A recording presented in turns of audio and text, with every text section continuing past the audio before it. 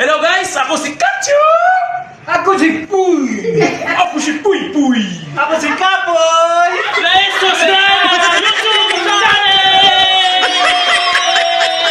Ito mga Kacho, nagsusudsud kami dito. Nagsusudsud kami ng Carabao. O yan o. Ay kung makikita nyo, ganyan ang pag-harvest ng Carabao. Sinusudsud namin, tinatataan. Andito kami mga Kacho. Ayan o. Makikita mo kung paano pag-harvest ng Carabao. Papasalamat pala ako kay Ma'am Norma na nag-order ng Carabao grass. Ito i-deliver para bukas sa San Bartolome, sa Makiling, Mount Makiling. Yan o. Ayan ang gina-harvest namin. Ito palang mga taga-harvest ko. Ito yung mga taga Maitim, Bay Laguna. Talagang ito yung mga fighter na manunudsod. Magagaling silang magsudsod mga kakatso. Kung kayo magkakaroon ng business na ganito, hanapin nyo sila. Magaling sila magtanim at mag-landscape. O yan o. Mga landscaper itong mga to yan o. Na sobrang init lang mga katso. Kung makikita mo yan o. Yan, may proseso talagang pag-ano yan.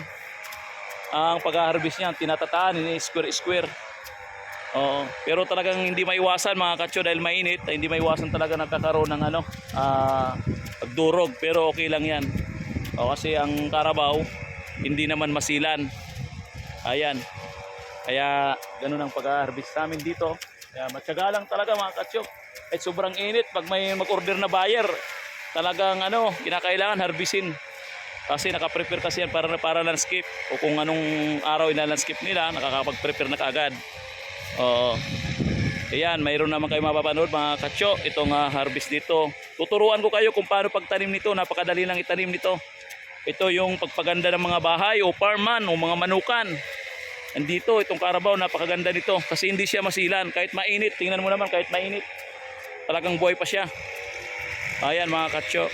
Maraming salamat mga katsyo sa inyong mga panonood. Paki-subscribe naman, paki-like naman mga katsyo para may share natin sa iba. Salamat, God bless.